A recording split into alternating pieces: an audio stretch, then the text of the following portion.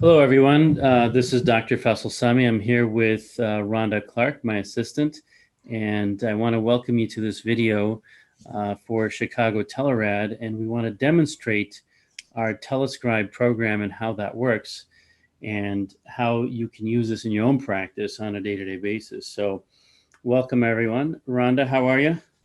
I'm great. How are you? Great, fantastic. So we're just going to do a few cases here. We're just going to use some open source material on Radiopedia so we don't have any HIPAA issues and so forth.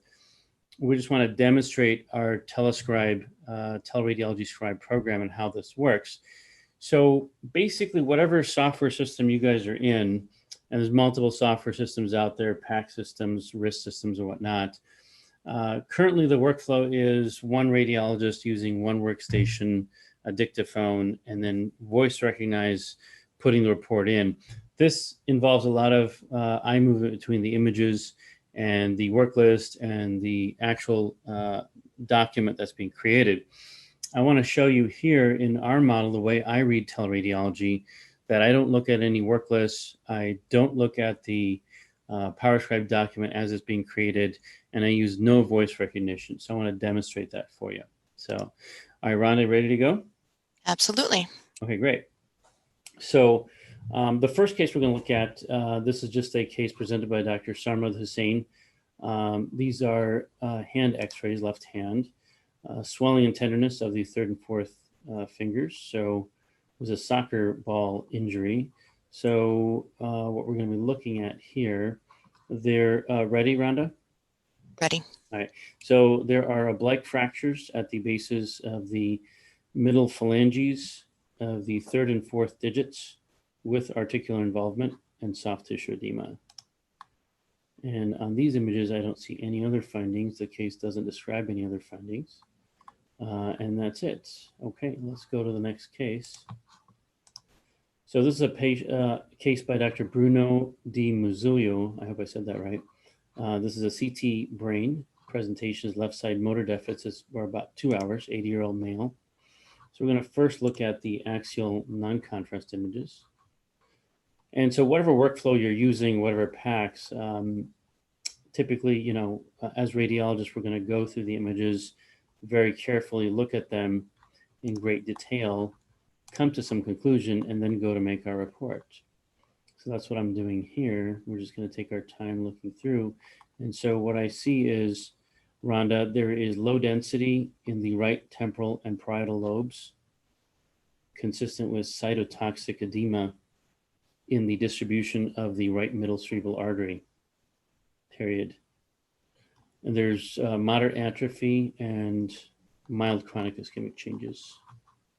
I don't have bone windows, but from what I can see in the sinuses, there's no air fluid levels. All right. We will compare to this MRI. Let's just take a look for fun. So we have gradient echo images that confirm cytotoxic edema in the right temporal and parietal lobes. And then an MRA, which demonstrates a cutoff sign of the M1 segment of the right middle cerebral artery. So on our comparison line, Rhonda, all we're going to say is findings correlate to MRI and MRA brain. And then we'll give us a date, obviously, here. But in our normal RIS and PACS workflow, we give them a date. Okay. All right, let's go to the next case. So this case is contributed by Dr. Chris O'Donnell. This is a CT abdomen pelvis with 12 hours of right iliac fossa pain with mild fever. Ultrasound was performed and suggested acute appendicitis. CT is performed for comparison. So they just gave us still images here. And so what we see is, Rhonda, we see hyper enhancement of the appendix with some thickening, suggesting presence of early acute appendicitis, period. Negative for perforation or abscess. Okay, I don't see any other findings on the given images. Okay, so, all right, Rhonda, go ahead and do your thing. So now what happens is Rhonda comes here and we read all the cases. I'm now free to go and do something else if I need to. if I'm in the hospital, I'm going to go do a fluoro case or consult with a colleague or do something else. Or if I have another workstation next to me, I'm able to read those cases potentially with another scribe who is also remote. By the way, I'm sitting in my office and Rhonda is sitting in her office. We're completely remote. And we use a HIPAA compliant version of Zoom while we're doing this. So Rhonda's going to go ahead and make the report. Now, we're not using any voice recognition whatsoever. I haven't looked at the work list because we don't have a work list here, first of all. But if we're in a real clinical setting, Rhonda would be presenting the cases to me in order of importance. So what you can see here is Rhonda just going ahead and typing this out. There's no voice recognition involved.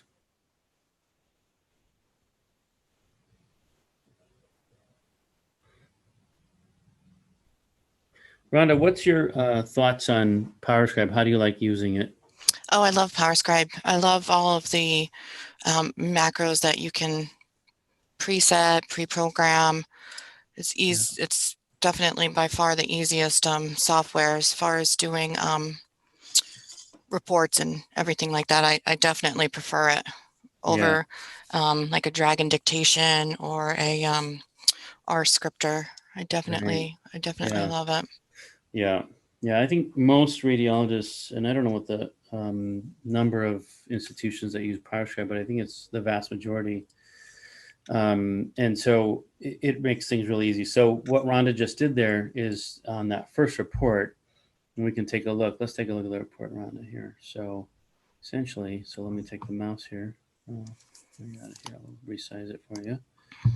Let's see here.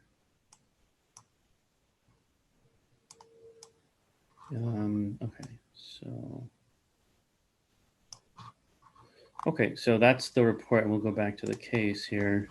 Again, we're just using the web clinical, the Radiopedia for case, but whatever software we're working in, this will either be integrated or it'll be a copy and paste function from PowerScribe into whatever report field or template we're going to be using. Okay, so let's just say that this was in the software.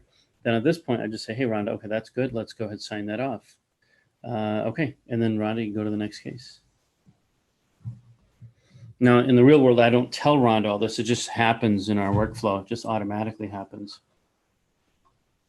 I look at every report, obviously, look at it side by side with the images one more time to confirm that's exactly what I wanted to say. So again, no voice recognition here. I'm not struggling with it. This is all done by my scribe here, Rhonda.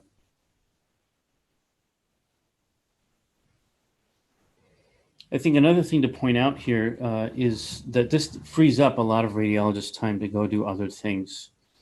Because otherwise, in the old way of doing things, as a radiologist, I'm just sitting there cranking out, every word of the report.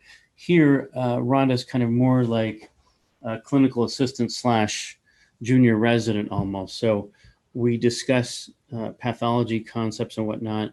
Rhonda knows all my macros inside and out. And where appropriate, she'll use the macros. If I need her to type out exactly what I'm saying, then she will go ahead and do that. Oftentimes, I'll just say that by concluding the sentence with a period. And so she knows that I want her to type out that exact sentence.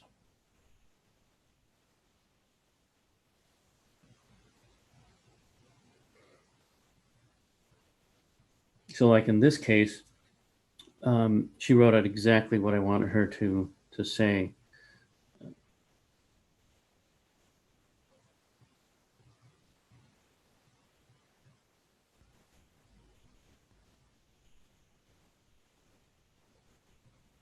Okay, and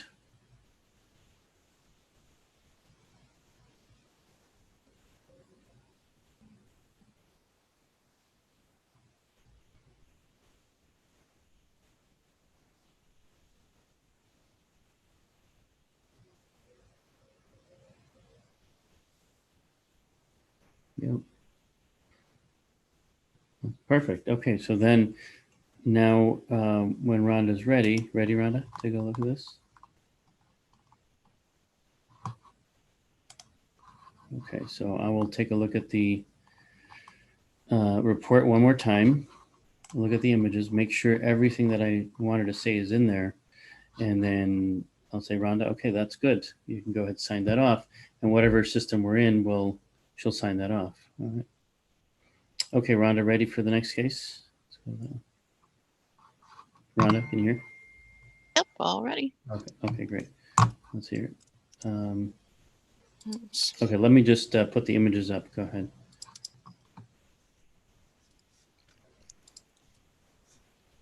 Okay. So, okay, great, perfect. Go ahead and do your thing. So you guys can see that, the report creation time, it's important to talk about image analysis time and report creation time. Most radiologists know what's going on in a case, usually within the first 30 seconds, maybe a minute, maybe a minute and a half on a more complicated case. If we have a colleague or a clinical colleague standing next to us, we tell them exactly what's going on.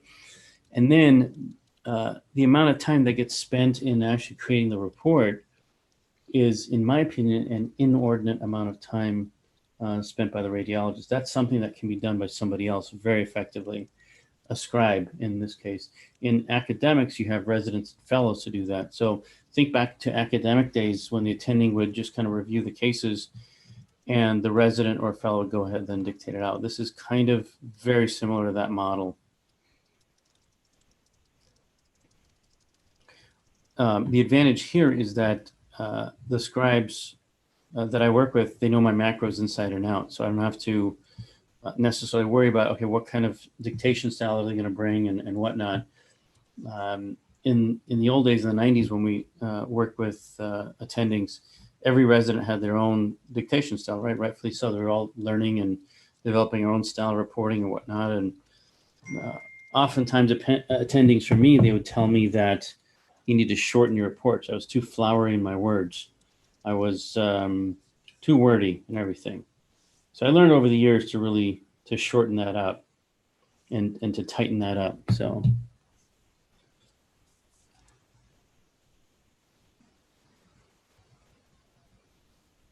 also we train the scribes to get the contrast dose, and you just put 100 Rhonda in there. That's typically, yeah. Okay, so let me know when you're ready.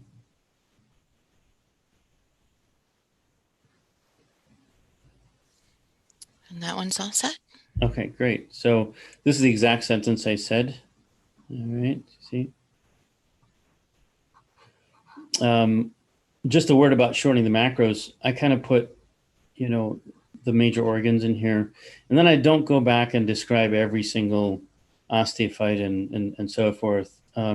My feeling working with ER attendings and other radiologists is I like to just be short to the point. That's my personal dictation style.